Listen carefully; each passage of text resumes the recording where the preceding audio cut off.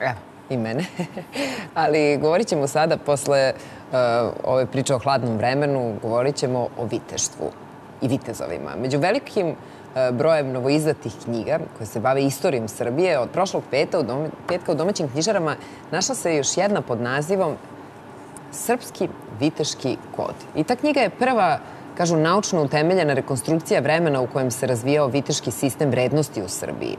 A šta sve možete tu da pročitate i šta možemo da naučimo svi mi zajedno? O tome ćemo pričati sa Markom Aleksićem. On je pisac, autor ove knjige i moj gost. Dobro jutro i dobrodošli. Hvala. Šta je uopšte viteštvo? Ajde od toga da krenemo. Pa da, to je jedan pojam koji je nama poznat i to je zapravo drevni pojam, istorijski pojam, srednjevekovni pre svega pojam, međutim on i danas ima autoritet veliki. Danas kad kažemo viteštvo, to podrazumeva neku plemenitost, neke izuzetne ljudske osobine. Međutim, viteštvo u nekom konkretnijem smislu, ono je nastalo u jednom istorijskom trenutku, imalo je jedan smisao. Tako da, ja sam ovde pokušao u ovoj knjizi, iskoristio sam priliku, pošto se dugo bavim tom temom, onda da ispričam kako je nastalo prvo viteštvo. A gde je u stvari nastalo viteštvo? Šta je kolevka? Postoji država koja je kolevka viteštva? Postoji, da. To je Južna Francuska, otprilike pre 1000 godina je nastalo, dakle, početkom 11. veka. To je jedna ratnička, pre svega, bila kultura, međutim, ona je vrlo brzo dobila podršku crkve i nastao je taj koncept Miles Christi ili Hristov vojnik, dakle, vojnik koji ima jedan duhovni autoritet. Dobro, i onda se širila u stvari po čitavoj Evropi i u jednom momentu stigla u Srbiju. U kom momentu? Da, pa to je veoma važno pitanje. Mi obično imamo jednu, malo, da kažem, jednu stereotipnu sliku da mi dobijamo odbljesak neke kulture koja je negde tamo daleko nastala, pa onda u nekom momentu, eto, ona izaluta... Pa stigne i do nas. Međutim, nije tako. U ovom slučaju, dakle, viteštvo je na samom početku, dakle, kada je ono nastajalo u 11. veku, mi smo svedočili, pa čak i učestvovali u nastanku nekih od ključnih temeljnih vrednosti viteštva. Tako da u 11. veku, na primjer, zanimljivo je da je grof Rajmond Tuluški, vođa vitezova upravo iz Južne Francuske, došao na dvor našeg kralja, tadašnje Konstantina Bodina, 1096. godine, i da ga on primio u skadru i da su se pobratimili, da prosto to govori o bliskim odnosima.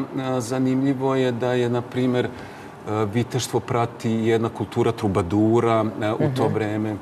Viteštva je nastala romantična ljubav, kakvu danas poznajemo. Kako to se? Ne mislim u emotivnom ličnom smislu, nego mislim u jednom društvenom, dakle, taj koncept udvaranja. To što žene vole da kažu, to je moj vitez, jel? Kakav je bio taj vitez? Kako se on udvarao ženi? Kako se on prema ženi ophodio? Tačno, pa to je, tačno, upravo. Pa to je koncept udvaranja, dakle, pa idealizovanja partnera. To je ta romantična ljubav koja je upravo tad nastala, dakle, u 11. veku.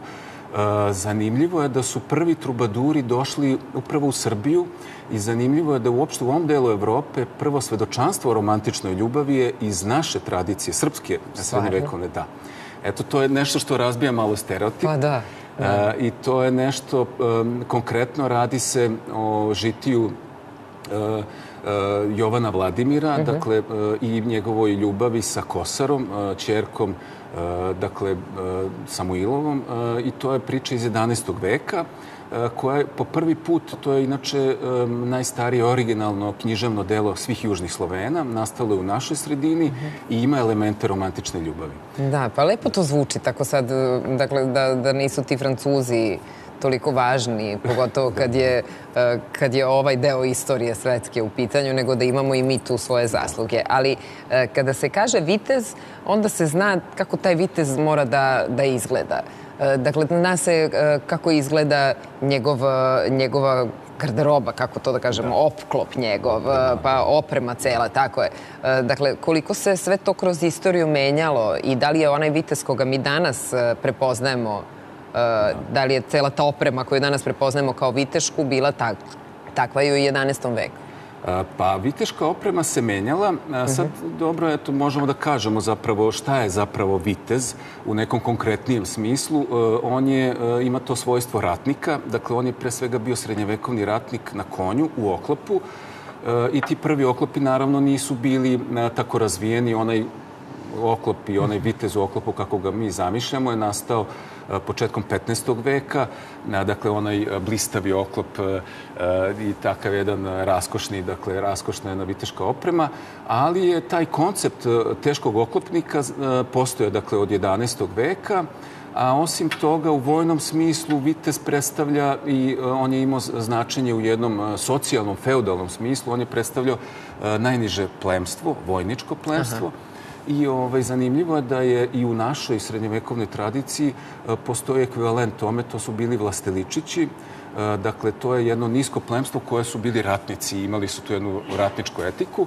I ono što je suština zapravo viteštva, to je taj treći element viteštva, to je viteški kod, viteški kodeks, to je moralna načela viteza.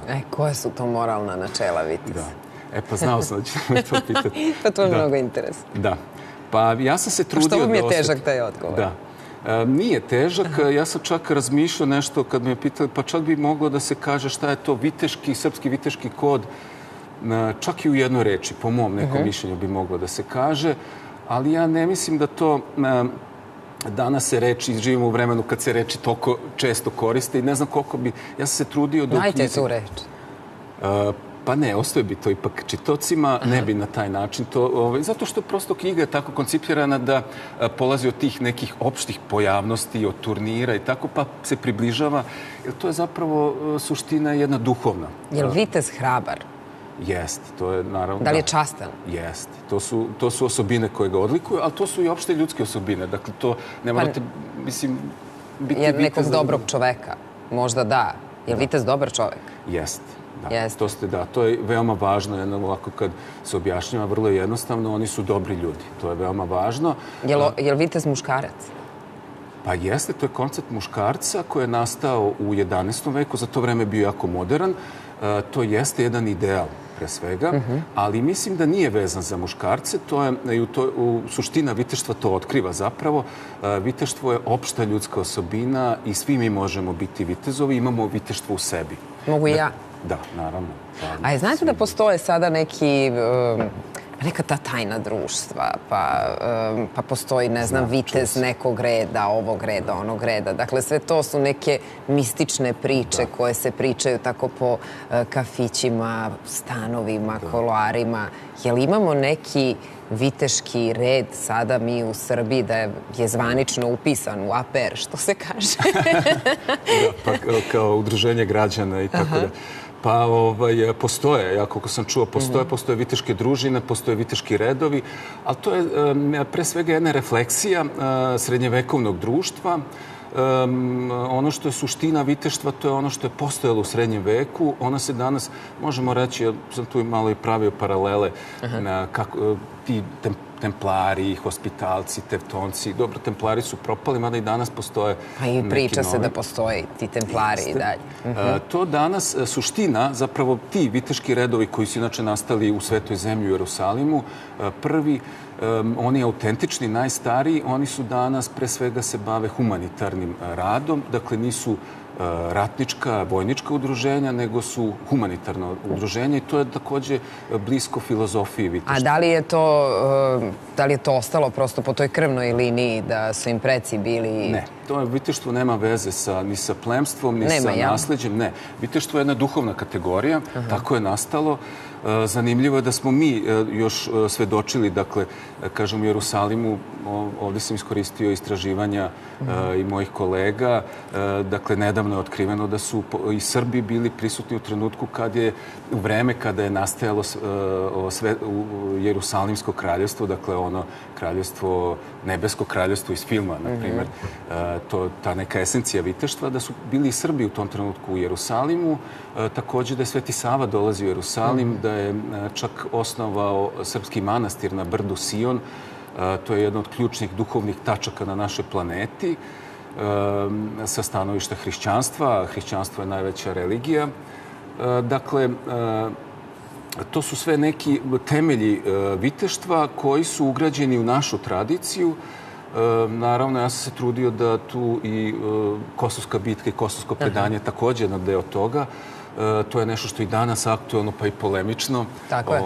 Kako nije. Vi inače radite kao predavač u istraživačkoj stanici Petnica. Ovde ste već samo gledaocima, da kažem, bili kod nas, predstavili ste svoju knjigu prethodnu Marko Kraljević, sada ovu i vidimo se kad budete napravili, kada budete imali neku novu ideju, pa onda i budete pravili građu za knjigu. Dakle, Srpski viteški kod Marko Aleksić, uzbudljiva, vidjet ćete, ali potkovana istorijskim činjenicama knjiga u prodaji u našim knjižarama. A zašto da u ovom modernom vremenu ne budemo i malo mi svi onako vitezovi? Ne bi nam to bilo loše.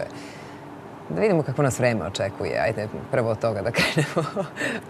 Čuli smo Nedeljka